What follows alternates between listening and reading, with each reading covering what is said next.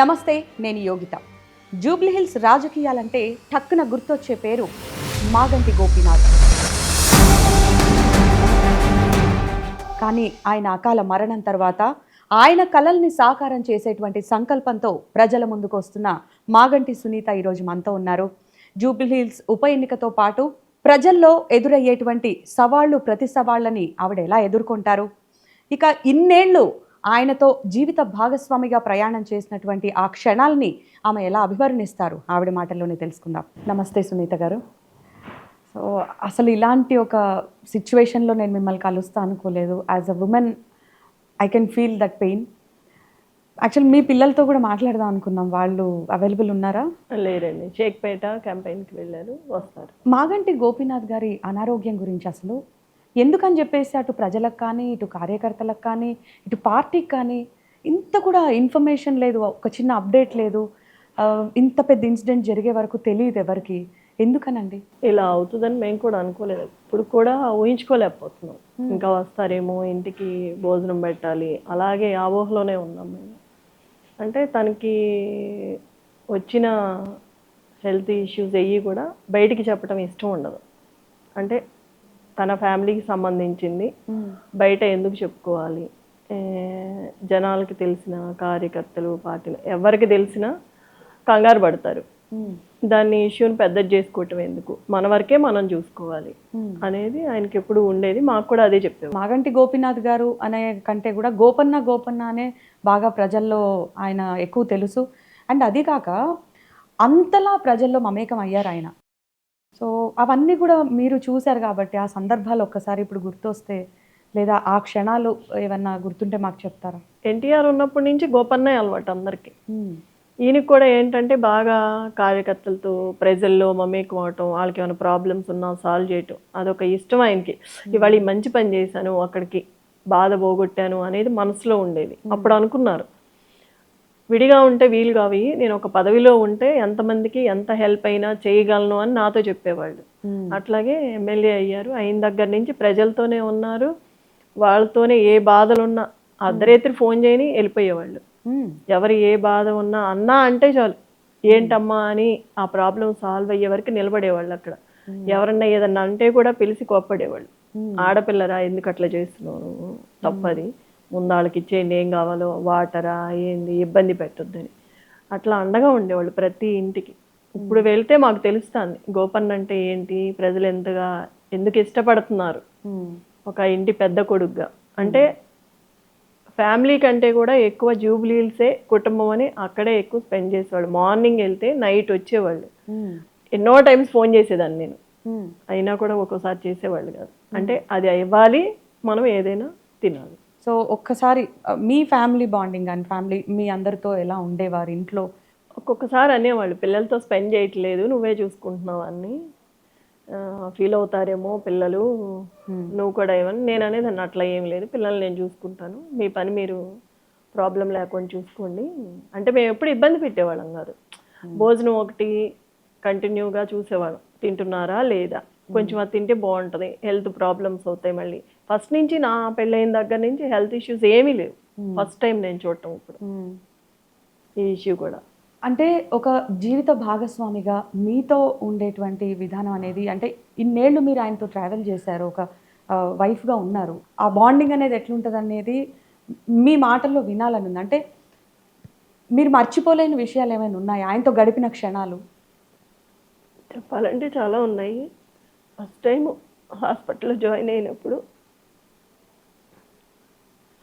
తనకి మేలుకు వచ్చినప్పుడు నైట్ టైము బాధపడ్డారు నాతో చెప్పుకొని. పిల్లలకి నీకు ఏం చేయలేకపోయాను, చాలా తప్పు చేశాను నేను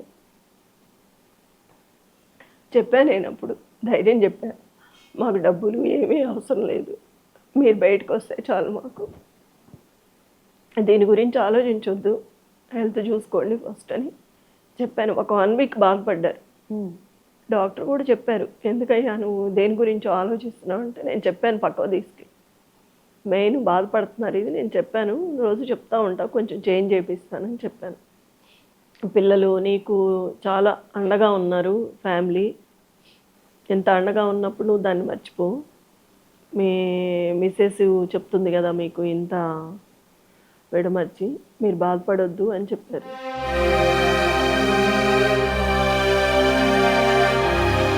మీరు బాధపడుతుంటే మేము చూడలేకపోతున్నాం. కాకపోతే మీరు ఆయనతో గడిపిన ఆనంద క్షణాలు ఏమైనా గుర్తున్నాయా? అంటే 2008లో 7లో ఇక్కడికి వచ్చాం మీ ఇంటికి. వచ్చినాక కొంచెం బెటరు. కానీ నాతో చెప్పేవాళ్ళు, మన కష్టాలు బయటికి చెప్పొద్దు, మీ మదరాళ్ళకు కూడా చెప్పొద్దు అనేవాళ్ళు, తెలియనివ్వద్దని. అంటే అంత గోప్యంగా ఉంచేవాళ్ళు. ఒకళ్ళ దగ్గర మనం వలస అవ్వకూడదు, మన బాధ మనతోనే ఉండాలి.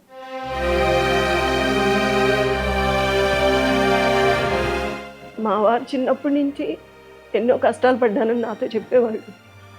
అదే కష్టాలు కంటిన్యూ అయ్యి చనిపోయేవారికి ఎప్పుడు సుఖపడలేదు. సో ఈ ఇష్యూస్ ఎప్పుడు కూడా ఆయన రాజకీయ జీవితాన్ని ఎప్పుడూ ప్రభావితం చేయలేదనుకుంటా. అంటే మేము దాన్ని అసలు తీసుకొచ్చేవాళ్ళం కదా. పిల్లలు కూడా పెద్ద అవుతున్నారు, వాళ్ళ మైండ్ మళ్ళీ ఎట్లా ఉంటుందో తెలియనిచ్చేవాళ్ళం కదా పిల్లలకు కూడా. బయట ఎవరన్నా చెప్తేనే తెలిసి నన్ను అడిగేవాళ్ళు ఇంటికి వచ్చి, ఇట్లా ఇట్లా అని. నేను నవ్వి వదిలేసేదాన్ని. మళ్ళీ ఒకటి చెప్తే ఇంకొకటి అడుగుతారు అట్లా. బేసిక్గా ఆయనకి మీరు ఇంట్లో చాలా ధైర్యంగా ఉన్నారా? ఎప్పుడైనా సరే ఒక మగవాడి విజయం వెనక ఒక మహిళ ఉంటుందంటారు. అలా మీరు ఆయన వెనకాల ఉన్నారు, సక్సెస్ఫుల్ మెన్ అయ్యారంటే అది వెనకాల మీ కృషి అనేది కూడా అంటే ఈయనకి అండగా ఉండేదాన్ని. ఎందుకంటే ఎక్కడ ఇబ్బంది పడకూడదు, బాధపడకూడదు, ఇప్పటికే ఇంతలా ఉన్నాం కాబట్టి ముందే చేసుకొచ్చేవాళ్ళం. ఈయనకి ఏదన్నా బతుకమ్మ రంజాన్ అయి ఉంటే 1 month బిఫోరే నేను రెడీ చేసి పెట్టేదాన్ని, ఇబ్బంది లేకుండా. అసలు పండగల సమయాల్లో కూడా ఎక్కువగా ప్రజల్లోనే కనిపించేవారు. మరి ఫ్యామిలీతో టైం స్పెండ్ చేసేవారు కాదు? మేము ఎప్పుడు అనుకునేవాళ్ళం కాదు, నాన్న లేరు, ఈయన రాలేదు, పిల్లలు మేము ఎప్పుడు నాన్న అక్కడ ఒక పని మీద ఉన్నారు కాబట్టి, అది అయినాక ఎట్లాగూ మన దగ్గరకు వస్తారు కాబట్టి, వాళ్ళే ముఖ్యం కాబట్టి ఫీల్ అయ్యేవాళ్ళం కాదు మేము.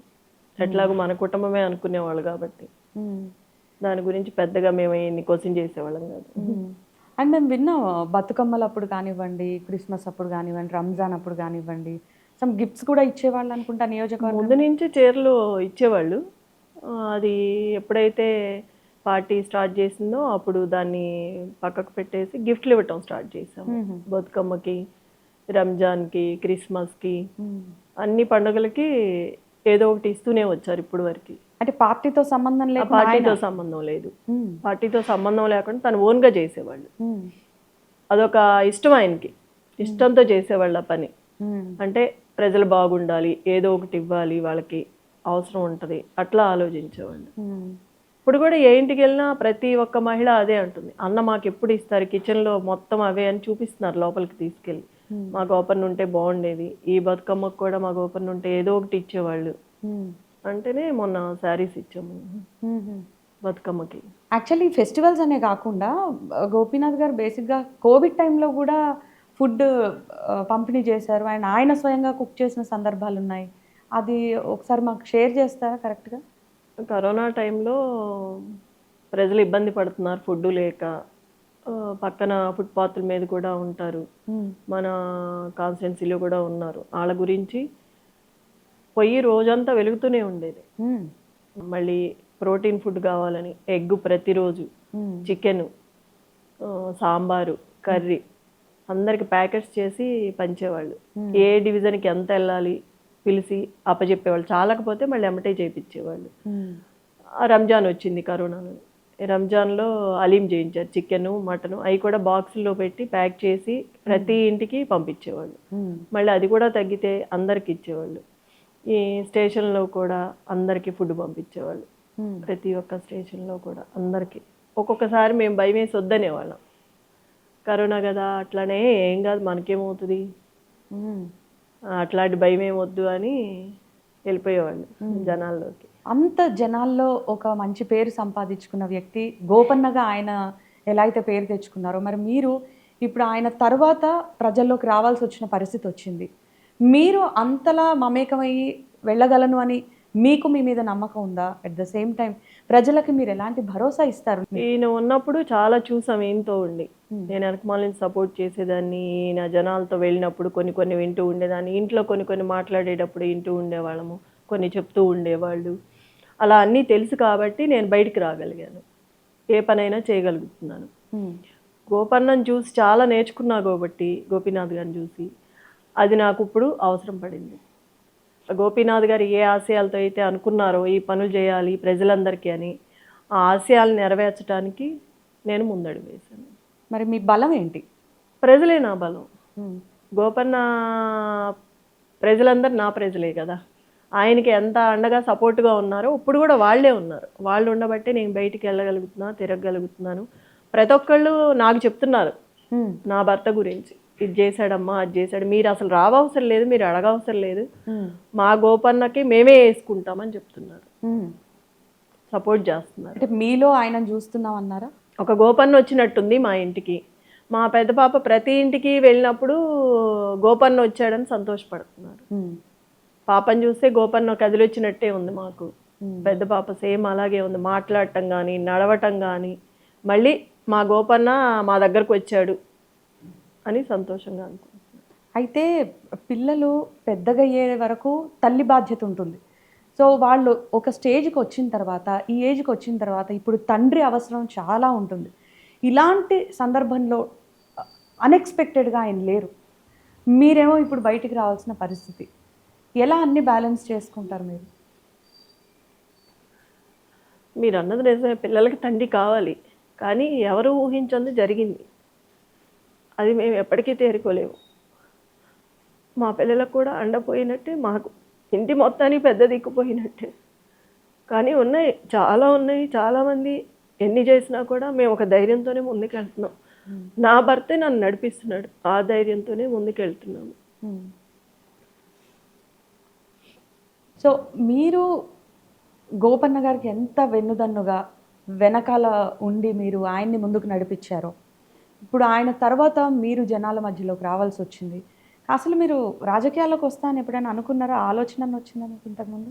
ఎప్పుడూ అనుకోలేదు, ఊహించుకోలేదు. అసలు గోపీనాథ్ గారు ఇలా అవుతుందని కానీ, ఇట్లా మేము చూడాల్సి వస్తుందని ఎప్పుడు అనుకోలేదు, ఊహించుకోలేదు. ఊహించుకోని సంఘటన జరిగింది. గోపీనాథ్ గారి రాజకీయ విషయాలు మాట్లాడితే గనక ఎన్టీఆర్ గారితో అసలు చాలా క్లోజ్ అసోసియేషన్ ఉంది. అంటే ఒక ఫ్యామిలీ మెంబర్ లాగా, సొంత పిల్లల కంటే కూడా ఈయనకే బాగా ఇంపార్టెన్స్ ఇచ్చేవారని విన్నా. అది కాక ఎన్టీఆర్ గారి అస్థికల్ని కూడా లక్ష్మీ పార్వతి గారితో మాట్లాడి ఆయనే తీసుకొచ్చారని తెలుసు. సో ఈ బాండింగ్ గురించి ఒకసారి చెప్తారా మాకు? చెప్పేవాళ్ళు. ఎన్టీఆర్ గారికి నేనంటే చాలా, మనం కొడుకులా చూసుకునేవాళ్ళు. అంటే ప్రతిదీ గోపి గోపి అని పిలిచేవాళ్ళు, నాతోనే చేయించుకునేవాళ్ళు. యాక్చువల్లీ ఈయన కృష్ణ ఫ్యాను, కానీ ఎన్టీఆర్ గారు అంటే చాలా అభిమానం. పార్టీ అన్న ఎన్టీఆర్ గారు, ఆ అభిమానంతోనే ఎన్టీఆర్ గారి దగ్గరికి వెళ్ళి ఆయనతో పాటు ఉండి పనిచేసేవాళ్ళు. ఎక్కడికి వెళ్ళినా కూడా బుల్లెట్ ర్యాలీ తీసేవాళ్ళు. అది ఇక్కడి నుంచి ట్రైన్లో వేసి, చెన్నై అయితే చెన్నైకి వీళ్ళు ఫ్లైట్లో వెళ్ళి అక్కడి నుంచి అవి తీసుకొని ఎన్టీఆర్ గారు రాకముందే వీళ్ళు రెడీ చేసి పెట్టుకొని బుల్లెట్ ర్యాలీ తీసేవాళ్ళు. ఆ టైంలో కరుణానిధి గారు ఈయన అడిగారంట, కనుక్కుంటే నీ పేరు చెప్పారయ్యా, ఇదంతా ఎవరు చేస్తున్నారని. అంటే నువ్వు నా దగ్గరకు వస్తావా, ఎంత కావాలంటే అంత ఇస్తానంటే, నేను డబ్బు కోసం పనిచేయట్లేదు, ఎన్టీఆర్ గారు అంటే నాకు అభిమానం, పార్టీ అభిమానం, ఆ అభిమానంతో చేస్తున్నాను అని చెప్పారు. ఎన్టీఆర్ గారు అంటే అంత అభిమానం. తర్వాత కేసీఆర్ గారి దగ్గరకు వచ్చిన తర్వాత కేసీఆర్ గారితో కూడా చాలా మంచి అనుబంధం ఉందని తెలుసు. 2016లో పార్టీ మారిన తర్వాత, బీఆర్ఎస్లోకి వచ్చిన తర్వాత ఎప్పుడు చెప్తూ ఉండేవాళ్ళు, ఎన్టీఆర్ గారి తరువాత కేసీఆర్ గారిని మించిన నాయకులు లేరు, రారు అని చెప్పేవాళ్ళు. నాకు చాలాసార్లు చెప్పారన్నమాట. చివరి వరకు నేను కేసీఆర్ గారితోనే ఉంటాను, ఎప్పుడు వరకు ఉంటే అప్పుడు వరకు. అసలు ఈయన అంత స్ట్రాంగ్ ఉండే కేసీఆర్ గారు గోపీనాథ్ గారి గురించి కంటతడి పెట్టుకున్నారంటే ఆయన చనిపోయినప్పుడు వాళ్ళిద్దరి మధ్య ఉన్న అనుబంధం అర్థం అవుతుంది. చెప్పేవాళ్ళు, కేసీఆర్ గారు అంటే నన్ను ఒక ఆత్మీయుల్లా చూసుకునేవాళ్ళు, ఒక కొడుకులా చూసుకునేవాళ్ళు. నాకు చాలా హ్యాపీ అనిపించేది ఆయన చూస్తే, ఒక తల్లిలాగా. అంటే అంత అభిమానించేవాళ్ళు, అంత అనుకునేవాళ్ళు, మాతో చెప్పుకునేవాళ్ళు. మా ఇద్దరి గురించి బయట అంత సఖ్యత తెలియదు కాబట్టి ఏదేదో అనుకుంటారు. ఆయన అంటే అంత అభిమానంతో ఉండేవాళ్ళు. ఆ అభిమానం నాకు ఆయన ఏడ్చినప్పుడు నాకు ఆయన చెప్పినవన్నీ గుర్తొచ్చాయి నాకు. అందుకే చెప్పారని. అంటే ఆ రోజు నేను చూసా ఆ బాధని. ఈయన చెప్పింది గుర్తొచ్చి నాకు ఎంతగా చెప్పారనంటే ఈయన గురించి మొత్తం తెలుసు కాబట్టి చెప్పగలిగారు అనుకున్నారు. అంటే ఒక కుటుంబంలో అనుకున్నారు. కేసీఆర్ గారికి ఎంతలా దగ్గరయ్యారో గోపీనాథ్ గారు, మరి ఆ రేంజ్ ఆ స్థాయిలో మీరు కూడా పార్టీకి అంత విధేయతగా మీరు ఉండగలరా? పార్టీ మాకు ఇప్పుడు వరకు అండదండగా ఉంది. ఈయన చనిపోయినప్పుడు కూడా చాలా అండగా ఉంది. మాకు అంత అండగా ఉన్న పార్టీని చివరి వరకు పార్టీతోనే ఉంటాను. ఆ అభిమానంతోనే నేను పార్టీకి కష్టపడి పనిచేస్తాను. మరి మీరు రోజు వెళ్తున్నారు క్యాంపెయినింగ్కి, చూస్తూ ఉన్నారు నియోజకవర్గంలో సమస్యలన్నీ కూడా. ప్రతి ఇంటికి వెళ్ళినప్పుడు మేము వాళ్ళని అడగకముందు వాళ్ళు నాకే చూపిస్తున్నారు తీసుకెళ్ళి. అన్న ఈ రోడ్డు వేశారు, ఈ వాటరు, ఈ కరెంటు, ఇవన్నీ అన్నే చేయించారు. ఎన్నో 30 సంవత్సరాల క్రితం ఉన్నాయి కూడా ఎవరూ చేయలేని అన్న చేసి పెట్టారు మాకు. మా ఇంటి పెద్ద కొడుకు అనుకున్నాము, ఆ దిక్కు పోయింది. మేము ఇప్పటి నుంచి ఎవరితో చెప్పుకోవాలి? మేము ఎవరు చేస్తారు మాకు ఇంత ప్రాణం పెట్టి? అర్ధరేత్రి అపరేత్రి అన్న అంటే ఫోన్ తీసి మాట్లాడేవాళ్ళు, ఏ పనైనా చేసి పెట్టేవాళ్ళు. ఎవరుంటారు మాకు ఇప్పుడు అట్లా అని ఏడుస్తున్నారు. నేను చెప్పాను, మీ అన్నలాగే నేను కూడా అండగా ఉంటాను, మీకు పనులు చేసి పెడతాను. గోపన్న ఏదైతే మీకు చెప్పి హామీ ఇచ్చి వెళ్ళారో అవన్నీ నేను నెరవేరుస్తానని చెప్తున్నాను. మీరు తప్పక రాజకీయాల్లోకి వచ్చారు అనే వాళ్ళకి సూటిగా మీరు ఇచ్చే సమాధానం ఏంటండి? గోపీనాథ్ గారు అనుకున్న ఆశయాలు కొన్ని మధ్యలో ఆగిపోయి ఉన్నాయి కాబట్టి అవి నెరవేర్చాలని నేను వచ్చాను. ఎమర్జెన్సీ వస్తే అర్ధరాత్రి అయినా మీరు వెళ్ళగలరా? తప్పకుండా వెళ్తాను. భయం అనేదే నాకు ఎప్పుడు మొదటి నుంచి లేదు. నేను నేర్చుకున్నదే అది, భయపడకూడదు ఎప్పుడు ఎవరికి అని. వాళ్ళ గోపన్న ఎలా అయితే వాళ్ళకి అండగా ఉన్నాడో, ప్రతి ఇంటిలో అన్న అని పిలిపించుకునేవాడు, అదే ప్రజలు అందరికీ నేను ఒక సునీతమ్మలా అండగా ఉంటాను. ఆడవాళ్ళకి కష్టం వస్తే ఆడవాళ్ళకే తెలుస్తుంది. కొంతమంది ఆడవాళ్ళు అన్న అంటే చెప్పుకోలేరు. అలాంటిది ఇద్దరం ఆడవాళ్ళమే అయితే సమస్య ఉండదు. అక్కడ ఓపెన్ అయ్యి చెప్పుకోవచ్చు, నాకు ఈ బాధ ఉంది అనేది వాళ్ళకి అర్థమవుతుంది. అమ్మకి చెప్పుకోవచ్చు మనం వెళ్ళి, అన్నకంటే అన్నీ చెప్పలేము. ఆ విషయం కూడా నాతో చాలామంది చెప్పారు. అన్నకి ఒకటి చెప్పేవాళ్ళం, 2 చెప్పేవాళ్ళం కాదు. ఇప్పుడు మీరు ఉన్నారు కాబట్టి, మీరు ఫ్రీగా మాట్లాడుతున్నారు కాబట్టి మేము చెప్పుకోగలుగుతున్నాము అని చాలామంది చెప్పారు నాకు ఆ మాట. నేను కూడా భరోసా ఇచ్చా, అంత ధైర్యం మీకు వచ్చింది నా మీద అనుకున్నప్పుడు, నమ్మకం వచ్చింది కాబట్టి మీరు ఏ చిన్నదైనా నాతో చెప్పుకోవచ్చు, నేను ఆ సమస్య తీరుస్తాను, మొహమాట పడొద్దని చెప్పాను. ప్రతి ఇంట్లో పిల్లలు ఉంటారు, పెద్దవాళ్ళు ఉంటారు, అందరూ ఉంటారు. మన ఇళ్ళలో ఎవరైనా పెద్దవని చిన్నవని పిల్లలవని ఏదన్నా బాధ కలిగినప్పుడు అమ్మ అని అనుకుంటారు, అమ్మకే చెప్పుకోవాలనుకుంటారు ఫస్ట్, సెకండే నాన్న. అట్లాంటిది ఒక ఆడదానిగా నేను వాళ్ళందరికీ ఒక అమ్మలా ఉండాలని అనుకుంటున్నాను, అవుతాను. ధైర్యాన్ని నేను వాళ్ళకి ఇవ్వగలుగుతాను. అయితే ఒకవైపు మాగంటి గోపీనాథ్ గారి చరిష్మా, మరోవైపు అధికార కాంగ్రెస్ పార్టీ చాలా కాన్ఫిడెంట్గా ఉంది, ఎలాగైనా సరే జూబ్లీ హిల్స్ స్థానాన్ని కైవసం చేసుకోవాలనే పట్టుదలతో ఉంది.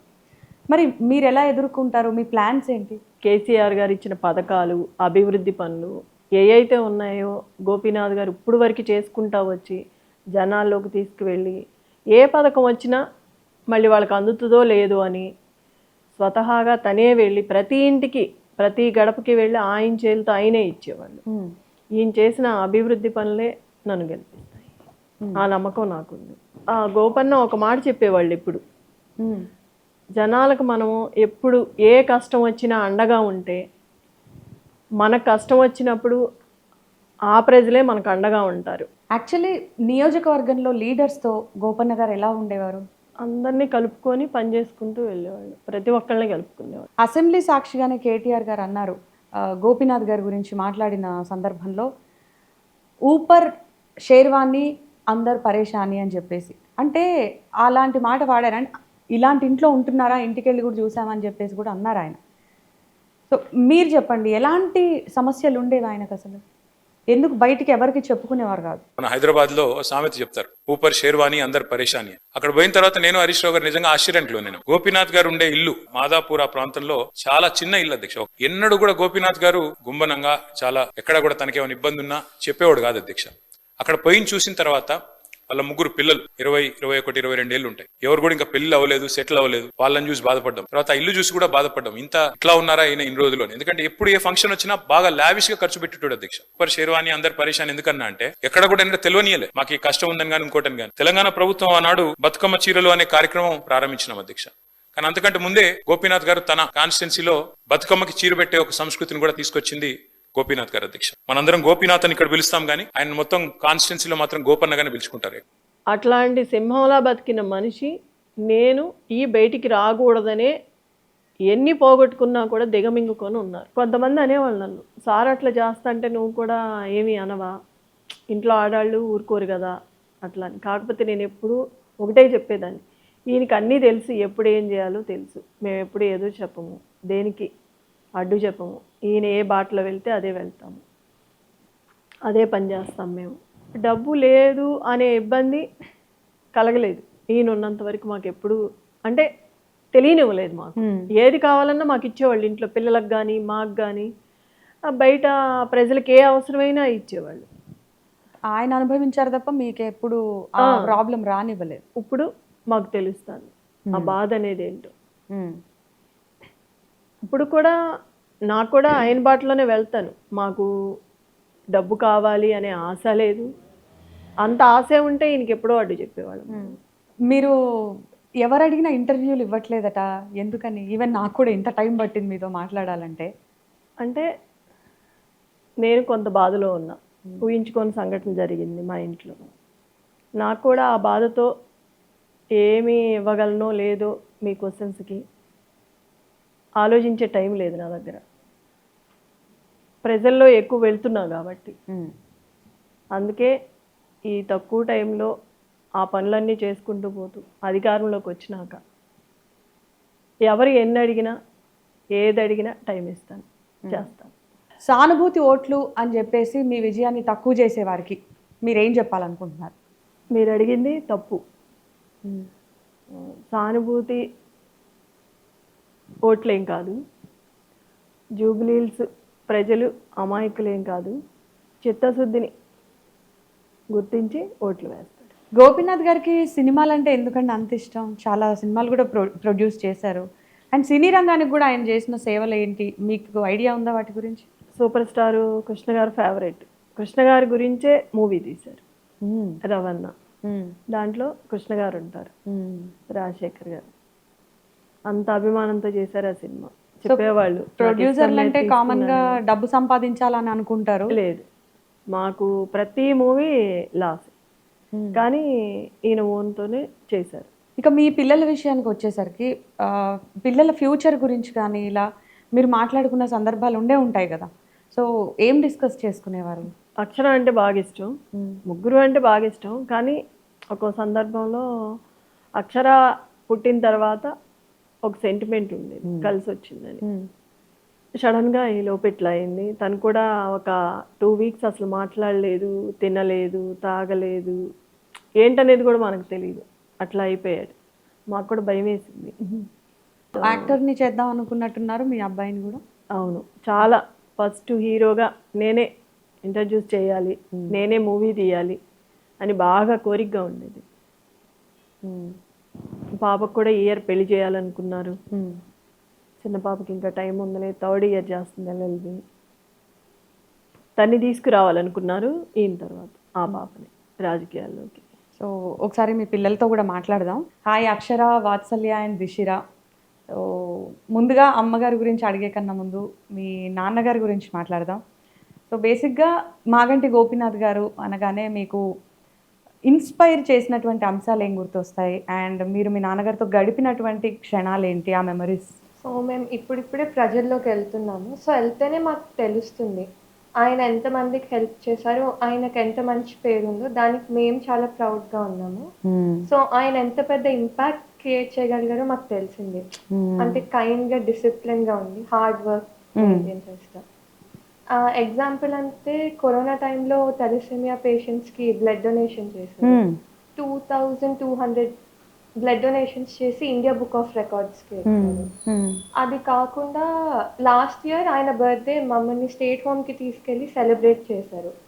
సో అక్కడ వీణావాణిని కల్పించారు మాతో. సో ఆయన రెగ్యులర్గా కలుస్తూ ఉంటారు. అక్కడ ఉన్న కిడ్స్ని అండ్ డిజేబుల్డ్ కిడ్స్ని చూపించి మాకు చెప్పారు, మీరు ఎప్పుడైనా హెల్ప్ చేయాలనుకుంటే ఇలాంటి కిడ్స్కి హెల్ప్ చేయాలి, వీళ్ళకి పెట్టాలి, మీరు ఏమైనా పెట్టాలనుకుంటున్నారు. సో వాత్సల్య, మీరు ఒక మంచి ఆర్టిస్ట్ అవుదాం అనుకున్నారు అండ్ మీ ఫాదర్ డ్రీమ్ కూడా కదా. అవును. సో మీ కోర్స్, యాక్టింగ్ కోర్స్ ఎంతవరకు వచ్చింది? ఇంకా అది మధ్యలో ఉంది. యాక్చువల్లీ మా ఫాదర్ మూవీస్ అంటే చాలా ఇష్టం. యాజ్ ఎ ప్రొడ్యూసర్గా తను చాలా మంది స్టార్స్ని లాంచ్ చేశారు. సో ఆ ఫీల్డ్కి నేను కూడా వెళ్దాం అనుకుంటున్నాను. మా ఫాదర్ అది డ్రీమ్. ఓకే. అండ్ మీకు మీ ఫాదర్తో ఉన్న ఆ బాండింగ్ గుర్తొస్తే ఏ మెమరీస్ గుర్తొస్తాయి? మేము ఈవినింగ్ అయితే ఫ్రీ టైంలో క్రికెట్ ఆడేవాళ్ళం. సో అది one of the best memories. ఇంకా తన పొలిటికల్ లైఫ్ చూసి ఇంకా ఇన్స్పైర్ అయ్యారు. అంటే ఏ స్టేజ్ నుంచి ఏ స్టేజ్కి వెళ్ళారు, బ్యాక్గ్రౌండ్ సపోర్ట్ లేకుండా. సో దిశిరా, మీరు బాగా ప్యాంపర్ కిడ్డా మీ ఫాదర్ దగ్గర? ఎట్లా ఉంటుండే? అంటే ఎక్కువ జోక్స్ వేసేవాళ్ళు. నైట్ టైం అయితే కూర్చొని మొత్తం మాట్లాడేవాళ్ళు, ఏమైంది. సో ఇప్పుడు మీరు బయటికి కూడా వెళ్తున్నారు కదా, అంటే ప్రజల్లోకి వెళ్తున్నారు, అన్నీ చూస్తున్నారు, కాన్స్టిట్యున్సీలో సమస్యలు అవన్నీ. సో మిమ్మల్ని ఎలా రిసీవ్ చేసుకుంటున్నారు జనాలు? అంటే వాళ్ళ డాటర్ అనగానే దగ్గరికి తీసుకుంటున్నారు, ఏమేమి చేశారో అన్నీ చెప్తున్నారు, ఇంకా గిఫ్ట్స్ అన్ని ఇచ్చి చూపిస్తున్నారు తీసుకెళ్ళి.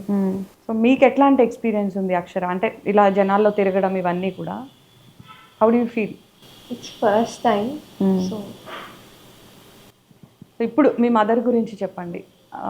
అమ్మ వచ్చారు, రాకూడని సందర్భంలో అన్ఎక్స్పెక్టెడ్గా జనాల్లోకి రావాల్సిన పరిస్థితి, ఒకవేళ అధికారం ఇస్తే ప్రజలు ఆవిడ ఎలా డీల్ చేయగలుగుతారని మీరు నమ్ముతున్నారు? నాన్న ఉన్నప్పుడు కూడా బ్యాక్ వర్క్ మొత్తం అమ్మే చూసుకునేది. సో ఇప్పుడు కూడా తనకు ఆ క్యాపబిలిటీ ఉంది సేమ్ నాన్నలానే చేయడం. కానీ ఇప్పుడు తను ముందరికి రాబోతుంది ఆ పొజిషన్లోకి. ముందలంటే నాన్న వెంటమాల అన్నీ చేసి పెట్టాను. సో అమ్మకి ఇప్పుడు అంతా మీరే కాబట్టి, సో ఆవిడకి మీ సపోర్ట్ ఎలా ఉంటుంది? అమ్మ నాన్నకైతే ఎలా బ్యాక్ బోన్లో సపోర్ట్ చేసిందో మేము అలానే తనకి కావాల్సిన పనులని మేము తనకి బ్యాక్ బోన్గా చేసి పెట్టాం. ఆల్ ద వెరీ బెస్ట్ మీ ముగ్గురికి కూడా. Thank you. గోపీనాథ్ గారి అకాల మరణం తర్వాత పుట్టెడు దుఃఖాన్ని దిగమింగి ఆయన ఆశయాల్ని నెరవేర్చే లక్ష్యంతో ప్రజల్లోకి వస్తున్న శ్రీమతి సునీత గోపీనాథ్ గారికి జూబ్లీహిల్స్ ఉప ఎన్నికలో అంతా మంచే జరగాలని, ప్రజాసేవలో తాను గోపన్నను మించిన నేతగా ఎదగాలని కోరుకుంటూ ఆల్ ది బెస్ట్.